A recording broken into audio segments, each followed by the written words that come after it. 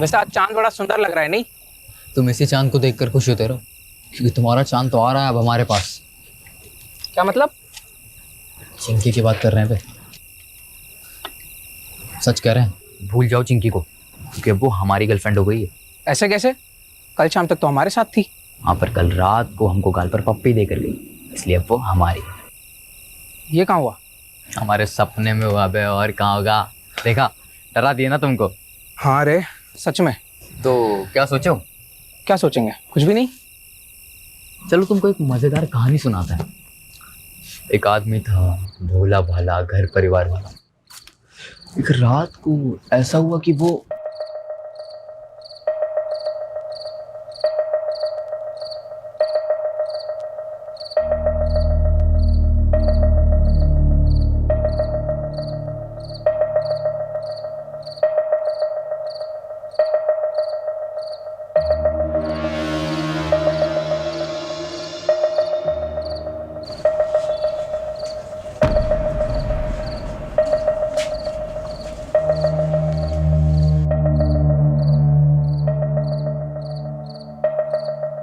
शमीम, ये इतनी रात को कहाँ जा रहे हैं? तुम सो जाओ ज़ेबा, जल्दी ही आ जाऊंगा। और इस थैले में क्या है? पानी की बोतल है, और क्या है। ज्यादा सवाल मत करो ज़ेबा, जल्दी ही आ जाऊंगा, तुम चुपचाप सो जाओ।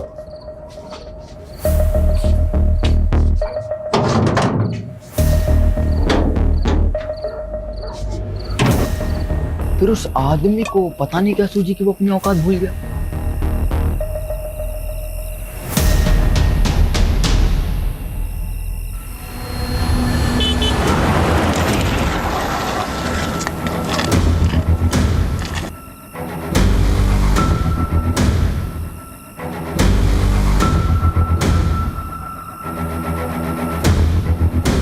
फिर क्या हुआ? फिर वही हुआ जो नहीं होना चाहिए था। क्या मतलब?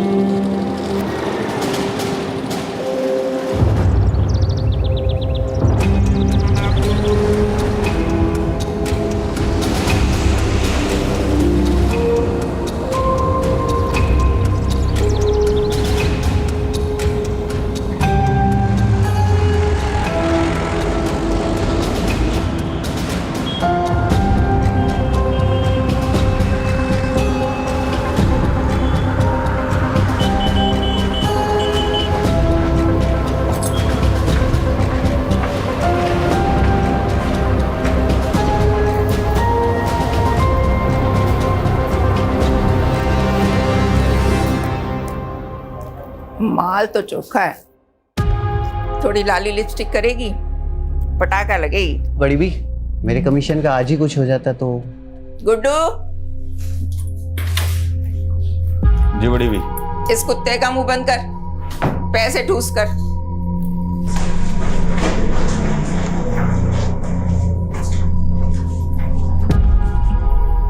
आज से ही काम शुरू करना है, तब तक यहीं रहना होगा, समझी? मुंह में जबान नहीं है क्या? भूख लगी है? खाना नहीं खाएगी तो रात भर कैसे टिकेगी? मैं खाना भिजवाती हूँ तुम्हारे लिए।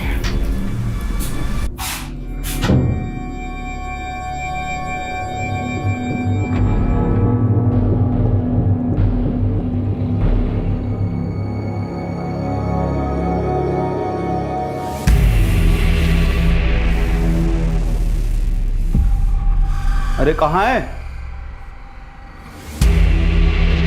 ए लड़की, कहाँ गई वो? वे कहाँ है वो?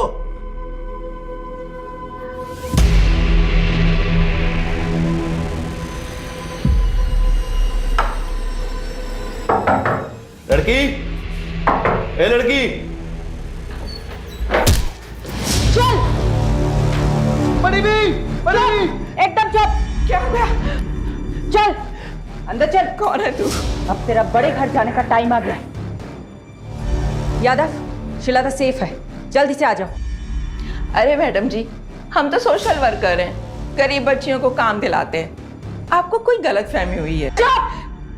तेरा पूरा काला चिट्ठा है हमारे पास।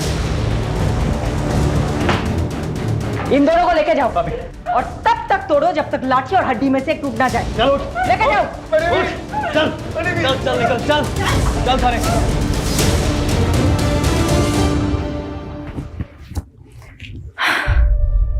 श्वेता बेटा, ठीक हो तुम? कुछ नहीं होगा तुम्हें, ओके? तुम सेफ हो। जल्दी से अपने मम्मी पापा के पास पहुंच जाओगी।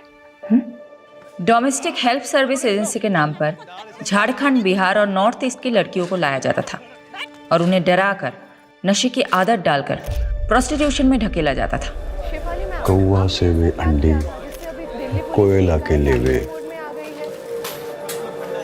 तू जलेबी ना तले चौधरी, सीधा बोल।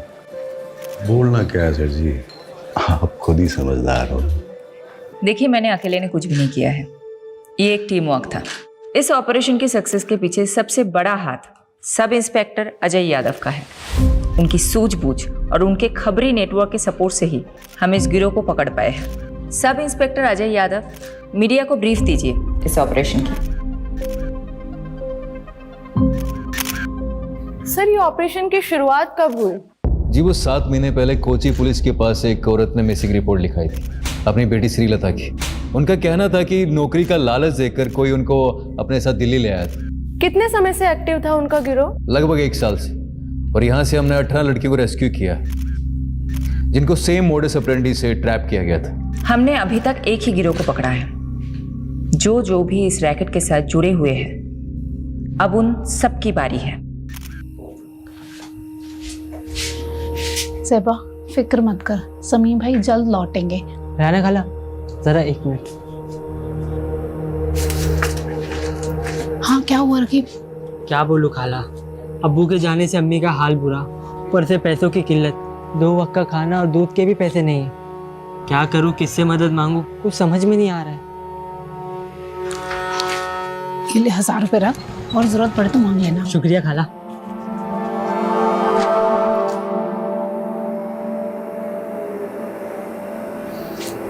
अजीज, शमीम का कुछ पता चला क्या?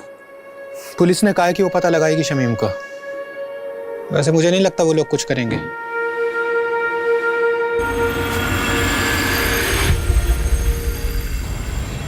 पाव चम्मच हल्दी, 1 कप गाढ़ा दही। दिखाइए तो क्या क्या लिखा। ये देखो। अरे मैडम, ये क्या लिख दिया आपने? मैंने 1 चम्मच लाल मिर्च और पाव चम्मच हल्दी बोला था, सब उल्टा लिख दिया आपने। अच्छा हुआ तुमने देख लिया, वरना पता नहीं मैं क्या कर रही हूँ। एक्चुअली आज आरुषि की फ्रेंड्स आ रही है स्लीप ओवर के लिए, तो मैंने सोचा कि कुछ अच्छा सा बढ़िया सा पंजाबी डिश बना कर खिलाऊं। आई होप आज मैं आरुषि को कोई शिकायत का मौका ना दूं। अच्छा, श्रीलता को मेडिकल एग्जामिनेशन के लिए भेजा था, रिपोर्ट्स आई?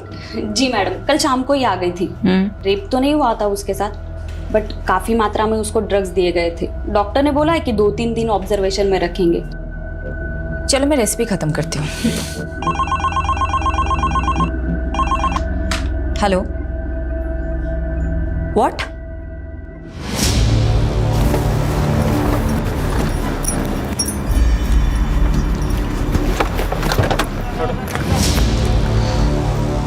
Jain ma'am,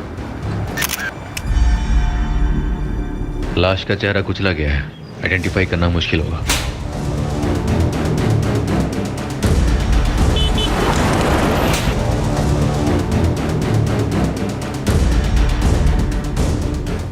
Solanki, mobile, wallet, ID card कुछ मिला? नहीं मैडम जी। सोलंकी, पोस्टमार्टम के लिए गाड़ी को बुलाया कि नहीं? हाँ बोला सर, बोल दिया ना। कब तक आ रहे हैं? बस 10 मिनट बाद, फिर चेक कर लेंगे। दी, देखो मैंने लाइट ऑन कर दी, कैसा लग रहा है? वेरी गुड रोहन, जब तू बड़ा होगा तेरे फ्रेंड स्लीप ओवर के लिए आएगा ना, मैं भी चुपचाप लिविंग रूम में चली जाऊंगी। Living room? मैं क्यों जाऊँ लिविंग रूम में? एक ही रात की तो बात है रोहन। मैंने इतनी मेहनत की हमारा रूम साफ करने में, मैं नहीं जाऊंगा कहीं भी। ए चैंप, तू एक काम कर, तू ना मेरे रूम में आ जा। ये लोग गर्ल्स नाइट आउट करेंगे तो हम भी बॉयज नाइट आउट करेंगे। मतलब मम्मी आज फिर से डिच करने वाली है? एक और झूठा प्रॉमिस किया मम्मी ने। जाने देना आरू, ये सोच कि तेरी फ्रेंड कितनी लकी है। अगर तेरी मॉम होती तो वो फिर से नई पंजाबी डिश ट्राई करती और हम लोगों को खिलाती, और हमें भी छोटी मोटी तारीफ करनी पड़ती। अभी एक काम करते, तुम लोगों का रूम फिर से सेट करते। ओके, चलो चलो चलो चलो। क्राइम सीन के पास और कुछ नहीं मिला, मर्डर वेपन भी नहीं। मैडम, पोस्टमार्टम रिपोर्ट आ गई। तो विक्टिम की उम्र 45 से 50 के बीच में, और हाँ, उसका खतना भी हुआ था। मतलब मुस्लिम था। और बॉडी पे 10 से ज्यादा घाव थे। और घाव को देख के ऐसा लगता है जैसे तेजदार शूले से किए गए। मर्डर कब हुआ होगा? बॉडी तो काफी सड़ चुकी है, देख के लगता है 4 से 5 दिन तो हो ही क्यों।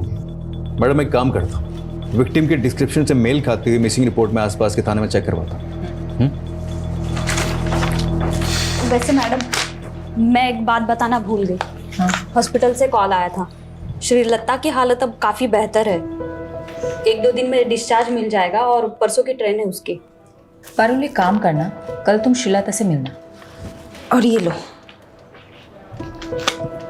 इस पैसों से उसे एक मोबाइल खरीद देना। और परसों तुम खुद जाना उसे स्टेशन छोड़ने। ओके? शेल्टर होम की केयरटेकर जाने वाली मैडम। फिर भी जाना है तुम्हें। यादव सर ना सही कहते, आप हर केस को काफी पर्सनली क्यों ले लेते हो? जब तुम खुद माँ बनोगी तब समझ जाओगे। मैडम, किस्मत साथ दे रही है हमारा इस केस में। ओके। विक्टिम की डिस्क्रिप्शन से मेल खाती हुई मिसिंग रिपोर्ट हमें मिल गई। डिटेल्स बताना। डिटेल्स मैम, 6 दिन पहले नॉर्थ दिल्ली के निर्मल नगर थाने में शमीम खान नाम के एक आदमी की मिसिंग रिपोर्ट लिखाई गई थी। उम्र 45 साल, बीवी और बच्चे के साथ रहता था। बीवी और बच्चे का नाम क्या है? बीवी का नाम ज़ेबा है और बच्चे का नाम रकीब।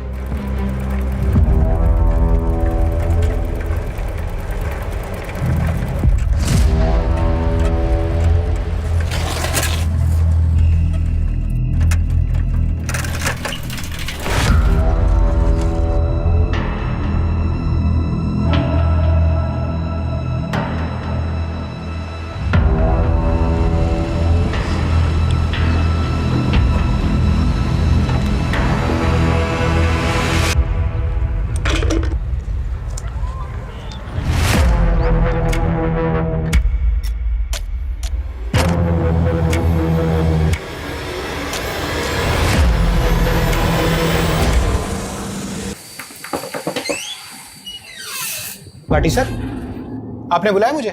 इधर आ, ये देख जरा। क्या हुआ सर? धोखा है मेरे साथ, धोखा। नहीं सर, मैं तो रोज 9 घंटे की पाली खत्म करके ही निकलता हूँ।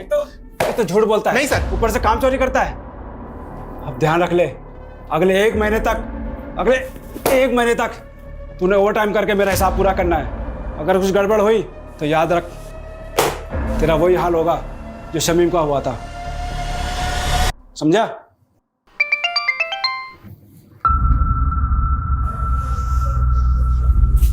ये क्या है?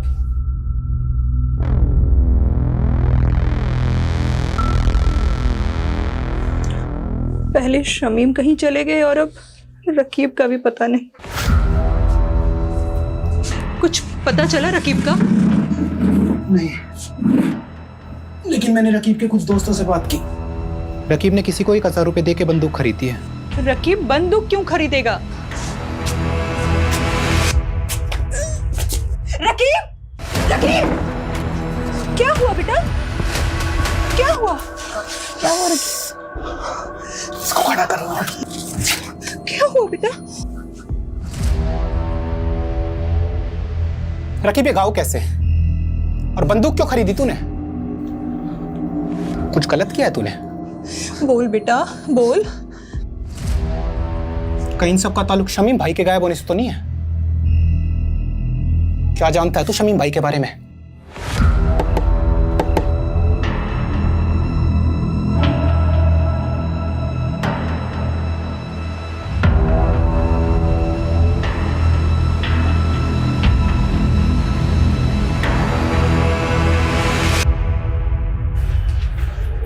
खोलो।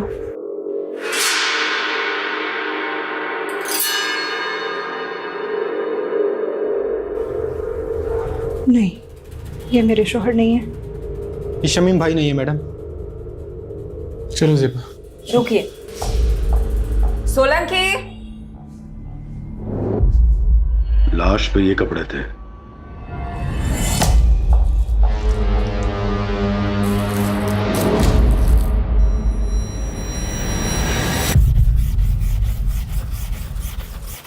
अरे अब्बू, शर्ट को इतना भी मत घिसो कि चीख पड़े। शर्ट चीखेगी नहीं बेटा, चमक उठेगी। ये देख तेरे बाप के हाथों का कमाल। एक शर्ट पूरे 5 साल चलाता हूँ, समझा?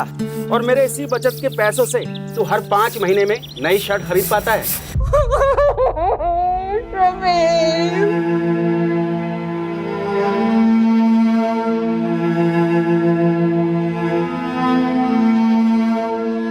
देखिए, मैं जानती हूँ ये सही समय नहीं है बात करने का, लेकिन शमीम की हत्या हुई थी और हत्या को 6 दिन हो चुके हैं। शमीम की किसी के साथ अनबन, झगड़ा, कुछ भी? ऐसा कभी कुछ नहीं हुआ था।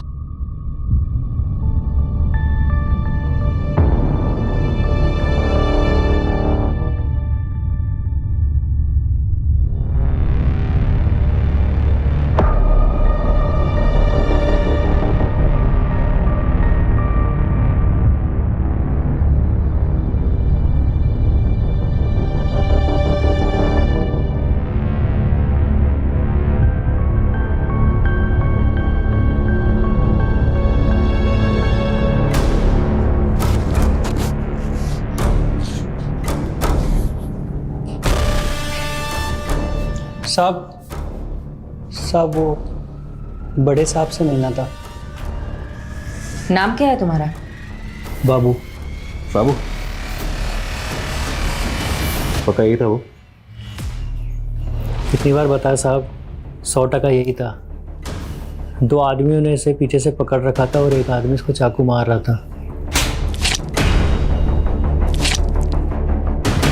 मैं डर के मारे सहम गया था, इसलिए इसकी मदद भी नहीं कर पाया।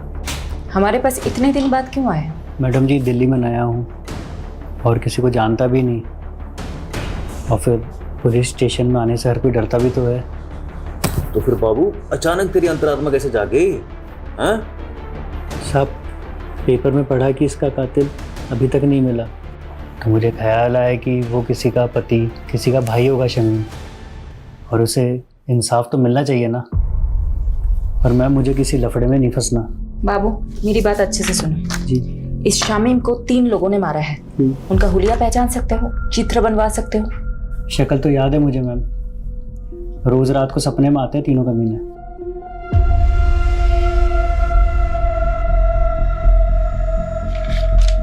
हाँ साहब, हूबहू यही तीनों थे। दीजिए यादव, सभी पुलिस स्टेशन में तीनों के स्केचेस थे। एक भी मिल गया तो बाकी 2 अपने आप हाथ लग जाएंगे। मैं ये स्केचेस शमीम की फैमिली को दिखाती हूँ।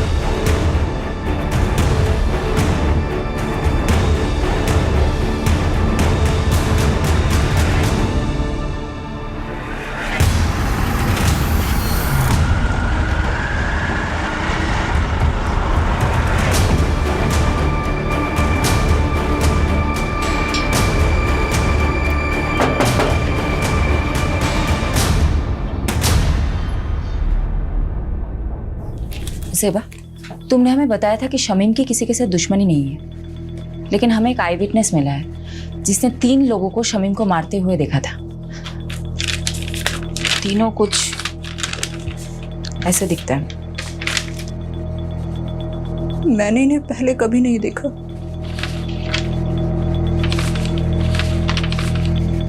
जिस रात शमीम गए थे तभी मुझे अजीब लग रहा था। मैंने उनसे पूछा भी था, ये इतनी रात को कहाँ जा रहे हैं? ज्यादा सवाल मत करो सेबा, जल्दी ही आ जाऊंगा, तुम चुपचाप सो जाओ।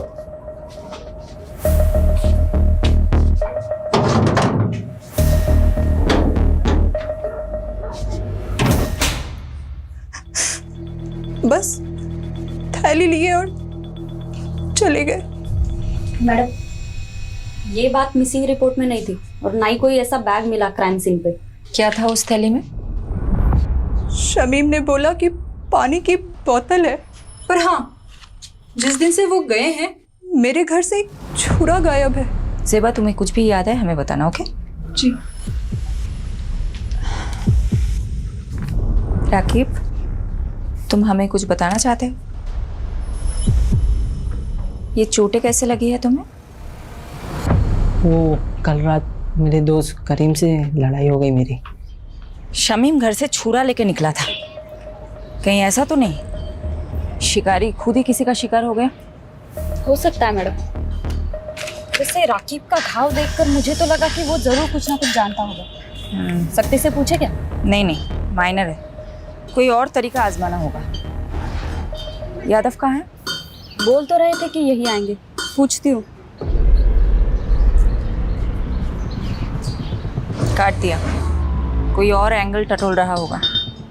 ये तो करता है वो। ये क्या? शमीन खान आपकी फैक्ट्री का वर्कर था। इन तीनों में से किसी एक ने उसको मारा हो सकता है। तो इन तीनों में से आपकी फैक्ट्री का कोई था, आप जानते होंगे? 150 वर्कर है मेरी फैक्ट्री में। सबकी शक्ल ना मुझे याद रहती है ना मुझे याद रखनी है। कहीं ऐसा तो नहीं आपने इन तीनों लोगों को शमीम खान को मारने की सुपारी दी थी? मैंने तो ऐसा भी सुना है कि आप अपने फैक्ट्रीज के वर्कर्स को मारते भी हैं। ए इंस्पेक्टर, ज्यादा मत उड़, तू जानता नहीं मैं कौन हूं। पुलिस वाले को तो हो सकता है। बहुत अकड़ है ना तेरे में, आज सब निकालता हूं। चल चल।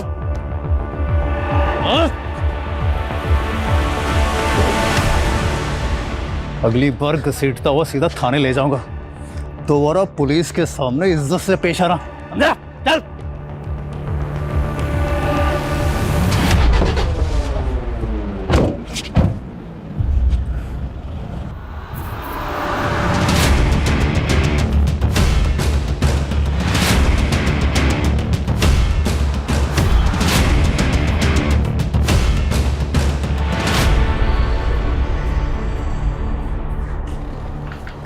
श्रीलता की रात की ट्रेन है ना? जी मैडम, कल रात तक अपने गांव पहुंच जाएगी। यादव सर का फोन है। स्पीकर पे रखना। हेलो सर, कहाँ हो आप? शमीम जिस फैक्ट्री में काम करता था वहीं गया था पूछताछ करने के लिए। पर पारुल एक काम करना, अभी मैडम को मत बताना। यादव, फोन स्पीकर पे है। सॉरी मैडम, वो मैं पूरी इन्वेस्टिगेशन होने के बाद आपको बताना चाहता था। क्या बोलूं तुमको? Okay.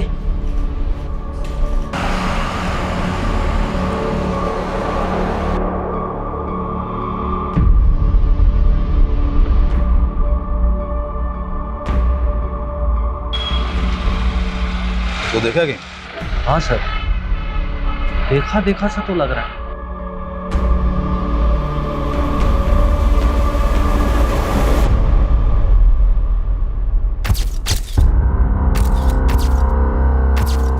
Meenakshi, I'm gonna miss you. उम्र 55 की लेकिन दिल बचपन का है तुम्हारा। 2 दिन के लिए तो जा रहे हो, महीनों के लिए नहीं। हाँ, लेकिन शादी के इतने सालों में भी 2 दिन भी मैं तुमसे दूर कहाँ रहा हूँ कभी। डॉक्टर हर्षवर्धन, मैं तो रेडी थी सूरत जाने के लिए, तुम ही ने तो मना किया ना। अब 2 दिन के लिए तुम मेडिकल कॉन्फ्रेंस में जाके क्या करती? नेक्स्ट मंथ मॉरिशस में एक मेडिकल सेमिनार है, उसमें चलेंगे ना साथ? ठीक है, चलो बाय।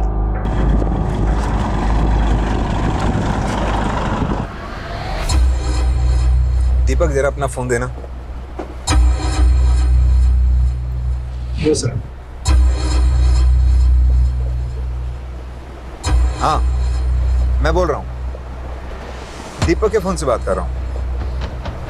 दरअसल मीनाक्षी ने मेरे फोन में कोई स्पाई सॉफ्टवेयर इंस्टॉल कर दिया है। मैं दीपक को भेजता हूँ तुम्हें पिक करने के लिए। Love you, bye. सर, इसके बारे में मालूम चलते ही फोन मारता हूँ मैं आपको। पता कर। अच्छा, वो रकीब का बायोडाटा निकाला क्या? हाँ सर, पता किया ना। सर राकिब क्या छोटी सी उम्र में गलत लफड़ों में फंसा। भीमलाल नाम का एक बैटिंग माफिया है, उसके साथ जोड़ा। भीमलाला कहीं वही तो नहीं जो बेल से छूटने के बाद लॉटरी के धंधे में घुस गया? वही वाला सर। सर हुआ क्या, जब भी शमीम गायब हुआ ना, राफिक को सीधा शक भीमलाला पे गया और वो उससे मिलने चला गया। ए, क्या कर रहा है ये? पागल हो गया?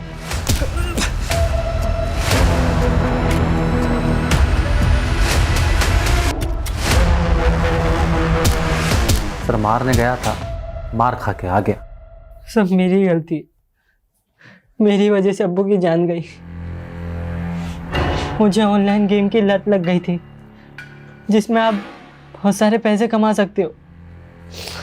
भीमलाला अपना मोबाइल और पैसे देता था मुझे गेम खेलने के लिए। ज़्यादा पैसे कमाने की लालच में 2 लाख रुपए कर्ज हो गए मुझ पर।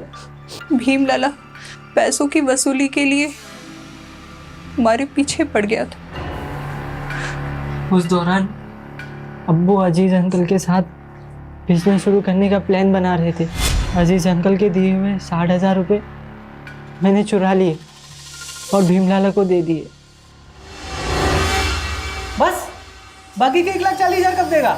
वही ब्याज के साथ दे दूंगा, जल्दी दे दूंगा। लेकिन अब्बू को पता चल गया कि वो पैसे मैंने लिए। बता क्या क्या तूने पैसे, बताता क्यों नहीं क्या किया? अरे तू आज तेरी वजह से सब कुछ हुआ है।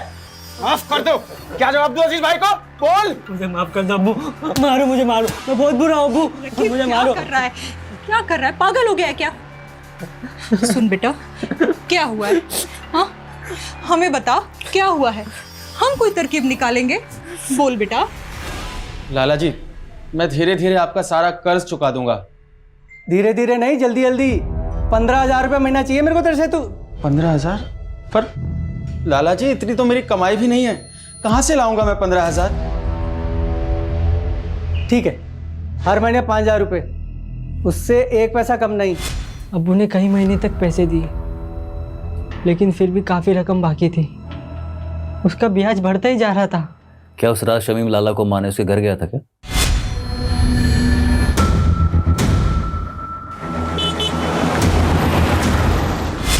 ताकि उसका कर्ज ना चुकाना पड़े? लगता तो ऐसा ही है मुझे, इसलिए मैं लाला से अब्बू की मौत का बदला लेना चाहता था। यादव, यादव, बस करो। कितना मारोगे? मर जाएगा ये। देखो लाला, ये बहुत जिद्दी है, इसलिए तुम्हारे लिए यही अच्छा होगा कि तुम सब सच बता दो, नहीं तो ये तुम्हें मारता ही रहेगा। मैंने नहीं मारा शमीम को, आप खुद ही सोचो। सोने का अंडा देने वाली मुर्गी थी वो, मैं उसे क्यों मारूंगा भला? क्योंकि शमीम तुम्हें मारने आया था, इसलिए तुमने अपने उन 3 साथियों के जरिए उसे मरवा दिया। मैडम, ये देखो। मैं इन तीनों को नहीं जानता।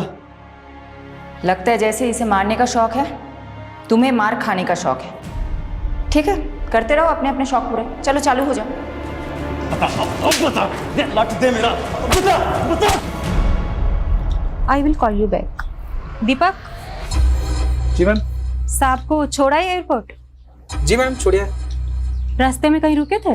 नहीं तो मैडम, घर से सीधा क्लिनिक और फिर क्लिनिक से शाम को एयरपोर्ट। तो गाड़ी रोहिणी में क्या कर रही थी दोपहर को? कार का जीपीएस मेरे फोन से कनेक्टेड है। झूठ मत बोलना। क्या साहब की माशूका रोहिणी में रहती है? ये सब आप मुझसे मत पूछिए, मैं आपको इस बारे में कुछ नहीं बता सकता, प्लीज। दीपक, दीपक।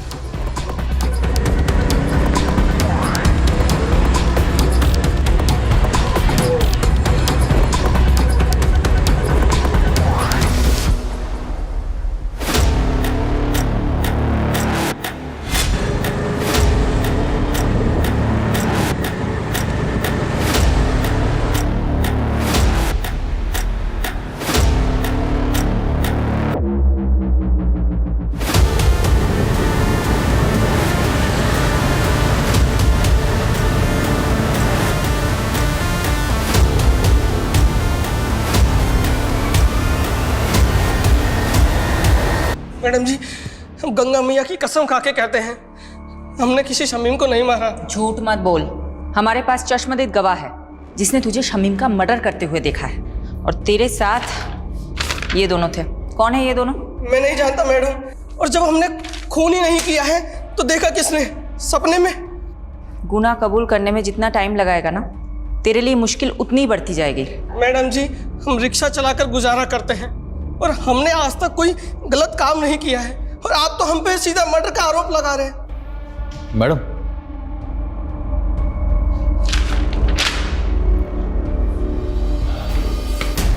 बोलो। हाँ, जीतू के बारे में पता किया मैंने। उसकी नॉलेज काफ़ी शरीफ आदमी है, कोई क्रिमिनल रिकॉर्ड भी नहीं है इसे। हो सकता है ये मर्डर से डेब्यू किया हो। इसे थोड़ी अपनी वाली ट्रीटमेंट दो, शायद सच उगल दे। तो मैं पारुल को बोलती हूँ, शहर के सारे पुलिस स्टेशन में पता करे जीतू का कोई क्रिमिनल रिकॉर्ड है या नहीं।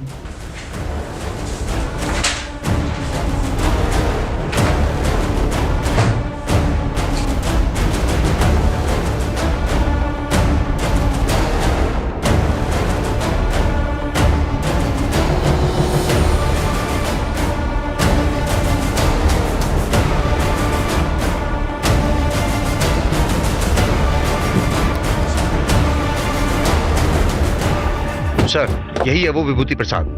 अरे कुछ नहीं किया तूने, वैसे घुमाने लेके जा रहे हैं। मैंने क्या किया साहब? लेके डाल इसको। मुझे कहाँ लेके जा रहे हो? लेके चल इसको।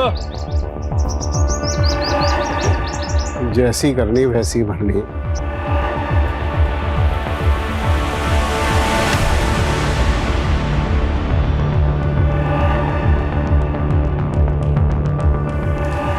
मैम, यही है वो आदमी जिसने उसको चाकू मारा था।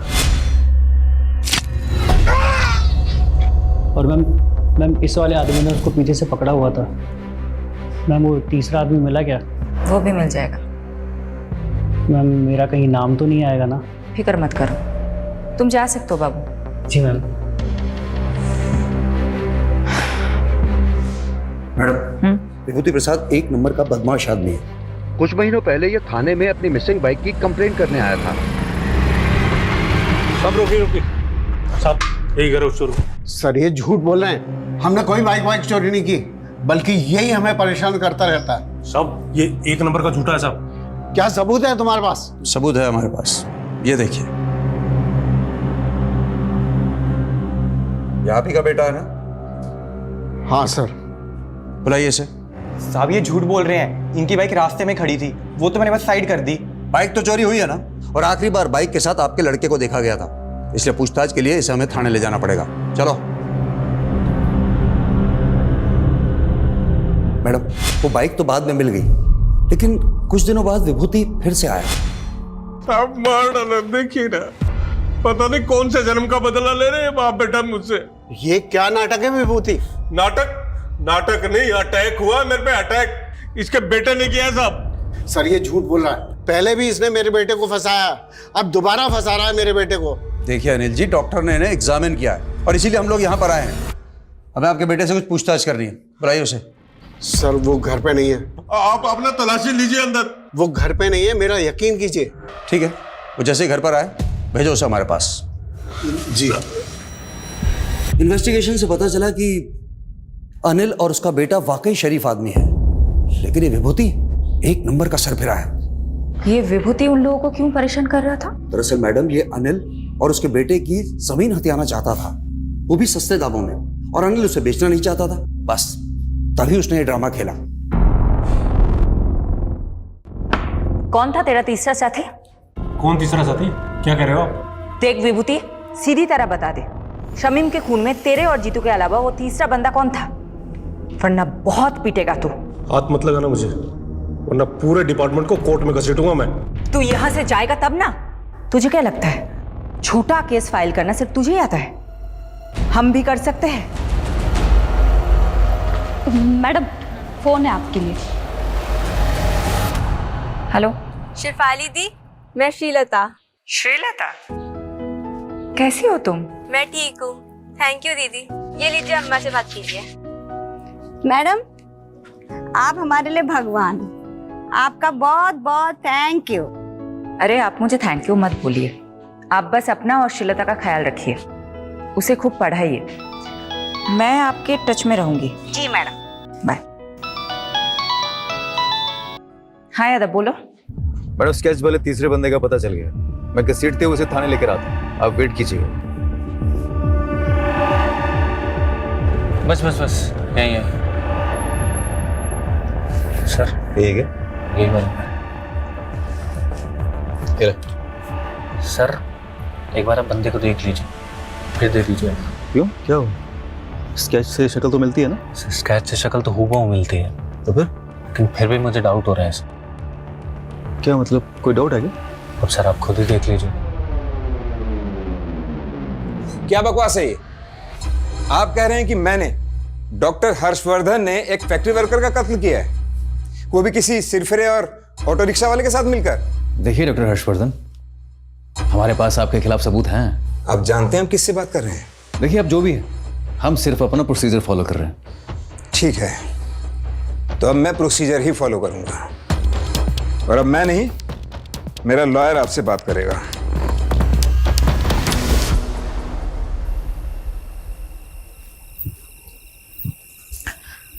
ये लो। हाँ हाँ, सब हंस रहे हैं मुझ पर, तुम भी हंस लो। सॉरी शिफाली, लेकिन ये तुम्हारा यादव है ना, जोश में होश को बैठता है। गलती सबसे होती है, इट्स ओके। ये गलती नहीं, ब्लंडर था। सीमोन किसी आई विटनेस ने बोल दिया और तुम लोग शहर के नामी डॉक्टर हर्षवर्धन को अरेस्ट करने के लिए निकल पड़े। क्या फायदा हुआ? 5 मिनट में उसका वकील उसकी बेल करा के चला गया। तुम वकील लोग ना कभी पुलिस की प्रॉब्लम नहीं समझोगे। तुम लोगों को मजा आता है कानून के लूप होल्स को निकाल के मुजरिम को बचाने में। तो अब तुमने ये डिसाइड कर लिया कि डॉक्टर हर्षवर्धन मुजरिम है? नहीं, मैं एक जेनरिक बात कर रही थी। देखो, डॉक्टर हर्षवर्धन को हमने पूछताछ के लिए बुलाया, उसका एक बेस था, एक आई विटनेस है जिसने सस्पेक्ट का स्केच बनवाया है। वो हुलिया बिल्कुल मैच करता है डॉक्टर हर्षवर्धन से। इस ब्लाइंड केस में ये एक ही तो स्ट्रॉन्ग पॉइंट है हमारे पास। एक सेकंड, अब मुझे समझ में आ रहा है, अब मुझे एक्चुअल में समझ में आ रहा है क्यों हम गोल गोल घूम रहे थे इस केस में।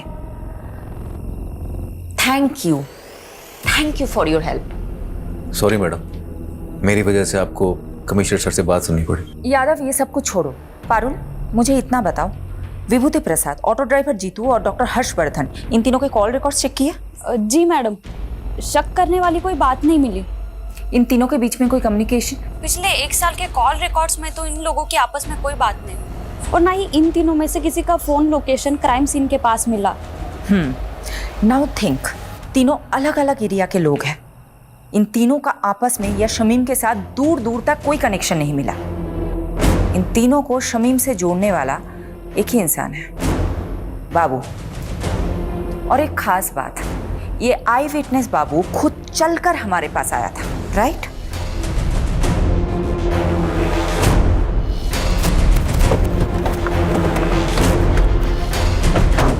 यादव,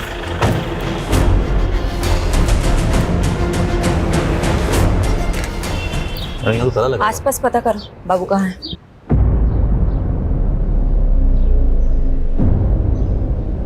मैं बाद में बात करती हूँ। क्या हुआ? मैडम, आसपास पड़ोसी से बातचीत की मैंने, उनका कहना है कि बाबू काफी दिनों से गायब और उसका फोन भी बंद आ रहा है। मैंने ट्राई किया। मैडम जी, आप यकीन नहीं करोगे इस घर का मकान मालिक कौन है। मैडम, बाबू मेरे दूसरे वाले घर पर भाड़े पे रहता था। जब विभूति ने मेरे बेटे राकेश पर इल्ज़ाम लगाया ना, तो मैंने ही राकेश को बाबू के साथ में उस घर में रहने के लिए बोल दिया था, छुपा दिया था उसको। वो घर पे नहीं है, मेरा यकीन कीजिए। ठीक है, वो जैसे ही घर पर आए भेजो उसे हमारे पास।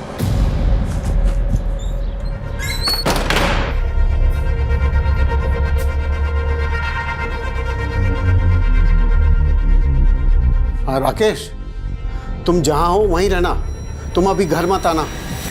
फिर मैडम, राकेश ने बाबू को विभूति के बारे में सब कुछ बता दिया कि वो कैसे हमको तंग करता था। बाबू ने हमको कहा कि वो हमारी मदद करेगा, और बाबू ने झूठी गवाही दी ताकि विभूति पर खून का इल्जाम लग जाए और आप उसे सबक सिखा सके, राइट? जी हाँ मैडम, लेकिन मैडम आप नहीं जानती कि विभूति ने हमको किस कदर तंग करके रखा हुआ था। अच्छा, ये बात बताओ, बाबू ने फोकट में मदद की तुम्हारी? जी मैडम। ये बाबू कहाँ है? मैडम पता नहीं, 3-4 दिन से घर बंद करके कहीं गायब हो गया मैडम।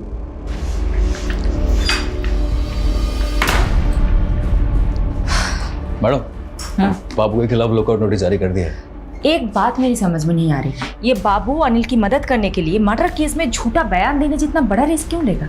मैडम, हो सकता है बाबू शमीम के मर्डर में इन्वॉल्व हो और खुद गवाही देकर अपने शक की पॉसिबिलिटी खत्म करना चाहता हो। पॉसिबिलिटी है। तो बाबू और शमीम का क्या कनेक्शन है? ढूंढते हैं, कुछ तो निकलेगा। मैडम जी, बाबू के पुराने रिकॉर्ड्स चेक कर रही थी। आज से ठीक 5 महीने पहले तक वो फरीदपुर सिकंदराबाद में रहता था। शायद वहां से कुछ इन्फॉर्मेशन मिले।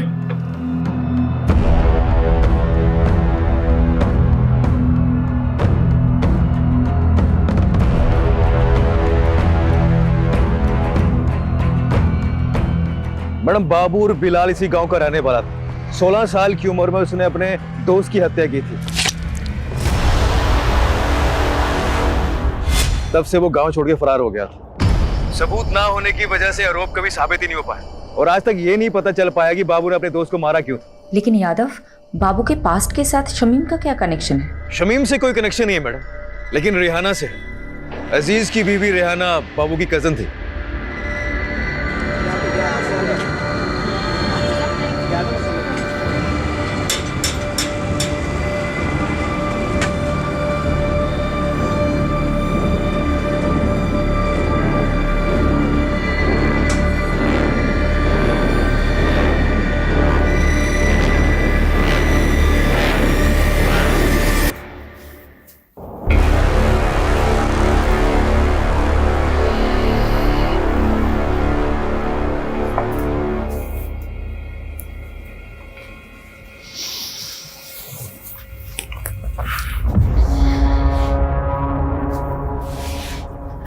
बस ज़ेबा, कब तक ऐसे चलेगा?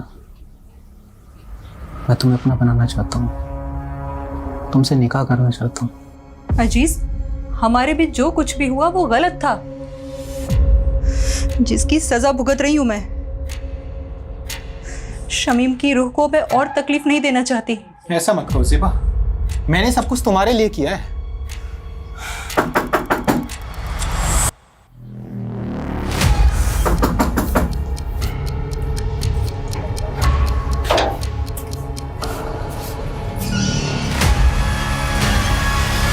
अजीज, चल अब आगे की खातिरदारी तेरी जेल में करते। मैं हमेशा से ज़ेबा को पसंद करता था। जब भीम लाला ने शमीम से पैसे हटने शुरू किए तो शमीम काफ़ी चिड़चिड़ा रहने लगा था। वो बात बात पर गुस्सा करता था। मुझे उसकी फिक्र होने लगी तो मैंने एक रोज़ ज़ेबा से बात करने का सोचा। अजीज, मेरी मुश्किलें तो ख़त्म होने का नाम ही नहीं ले रही हैं। रकीब की नादानी ने सब बर्बाद कर दिया। शमीम दिन रात काम करते हैं।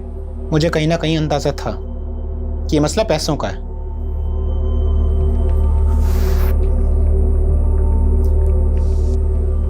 ये रखो, रखो इसको। और हाँ, ना ये कर्ज है ना एहसान। हम धीरे धीरे नजदीक आ रहे थे। ज़ेबा भी मुझे पसंद करने लगी थी। लेकिन एक दिन शमीम को सब पता चल गया। ज़ेबा, ज़ेबा, दरवाजा खोल, दरवाजा खोल ज़ेबा। अजीज, शमीम, मुझे माफ कर दीजिए, मैं आपके हाथ जोड़ती हूँ। गलती हो गई शमीम, माफ कर दीजिए, हमसे बहुत बड़ी गलती हो गई, माफ कर दीजिए शमीम। उस दिन के बाद से सब खत्म हो गया था। ज़ेबा ने मुझसे मिलना छोड़ दिया था, लेकिन मेरे जहन में दिन रात सोते जागते सिर्फ ज़ेबा का ही ख्याल था। तो ज़ेबा को पाने के लिए शमीम को रास्ते से हटाने का प्लान बनाया तुमने? हाँ, बाबू मेरी बीवी रेहाना के गांव का रहने वाला था। गांव में उस पर एक हाफ मर्डर का केस भी चल रहा था। मैंने उससे मदद मांगी। वो 2 लाख रुपए के बदले शमीम का काम तमाम करने को तैयार हो गया। रेहाना जानती थी इसके बारे में? नहीं, सारा प्लान मेरा और बाबू का था। प्लान के मुताबिक मैं एक दिन शमीम से मिलने गया।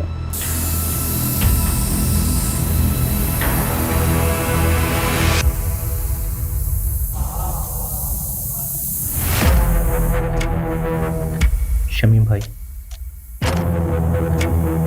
मैं अपनी गलती पे बहुत शर्मिंदा हूँ, इसीलिए मैंने शहर छोड़कर हमेशा के लिए मुंबई जाने का फैसला किया है। इसके बाद मैं अपनी शक्ल आपको कभी नहीं दिखाऊंगा। बस जाने से पहले दिल खोल कर आपसे बात करना चाहता था। क्या आप मुझसे मिलने आएंगे एक बार? जरूर आऊंगा जी। मेरी तरह शमीम के मन में भी साजिश बन रही थी। उसने जो देखा था वो भूल नहीं पा रहा था। वो भी मेरी जान का प्यासा था।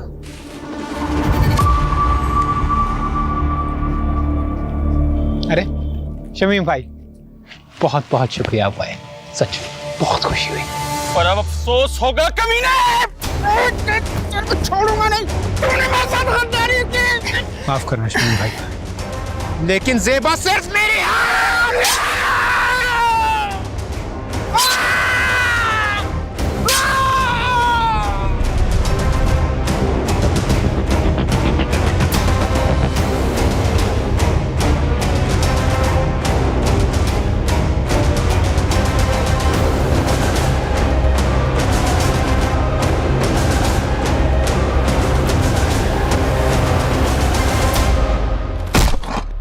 हम जानते थे कि एक न एक दिन आप हम तक जरूर पहुंचोगे, इसीलिए बाबू ने आई विटनेस बनने का प्लान बनाया ताकि आपको भटका सकें।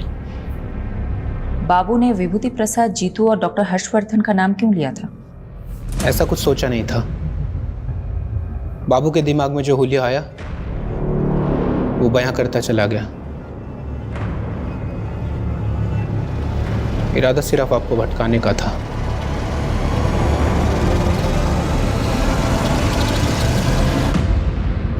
वाह मॉम, खाना बहुत अच्छा बना है। थैंक यू बेटा।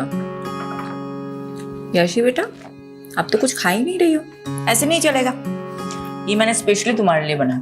खा लो, ये लो, थोड़ा खा लो। मुझे तो लगा था हमारी शायद फ्लॉप होने वाली है, ये तो हिट हो गई।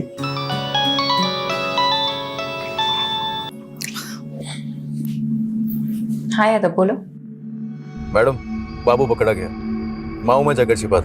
उसने बताया जीतू और डॉक्टर हर्षवर्धन का नाम क्यों लिया था? बदला लेने के लिए।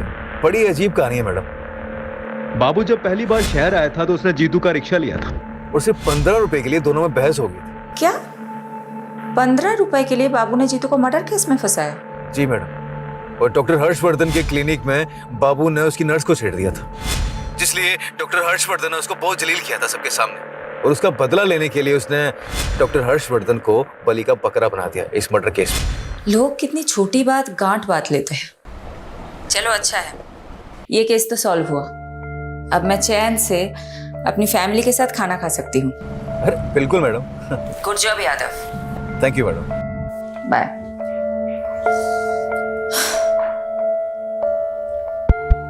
अच्छा सुनो, तुम सब कौन सी मूवी देखोगे, एक्शन या कॉमेडी? Action movie. चलो चलो, खाना खत्म करते हैं।